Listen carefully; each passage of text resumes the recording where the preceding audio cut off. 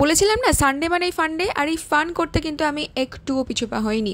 তাই সন্ধে হতে না হতে আবার রেডি হয়ে পড়েছি। যাচ্ছি কোথায় বলো তো? যাচ্ছি আমরা মেলাতে। আজকে না বাবাকেও সঙ্গে নিয়েছি মেলায় যাওয়ার জন্য, তাই সন্ধেবেলা একটু আম কেটে খেয়েছিলাম, তারপর একটুখানি সন্ধে দিয়ে আমরা সবাই রেডি হয়ে বেরিয়ে পড়েছিলাম মেলার উদ্দেশ্যে। বেরোনোর আগে বাবা একটা দোকান থেকে হালখাতা করে এনেছিল, সেখান থেকে তিন প্যাকেট মিষ্টি দিয়েছে। আমি সেই মিষ্টিগুলো খুলে দেখছিলাম কীরকম কী মিষ্টি দিয়েছে, কারণ হালখাতা করে এলে এই ভিতরে কী ধরনের মিষ্টি থাকে এটা দেখার একটা দারুণ এক্সাইটমেন্ট আমার মধ্যে অন্তত কাজ করে। তোমাদের মধ্যে কাজ করে কিনা আমি জানি না।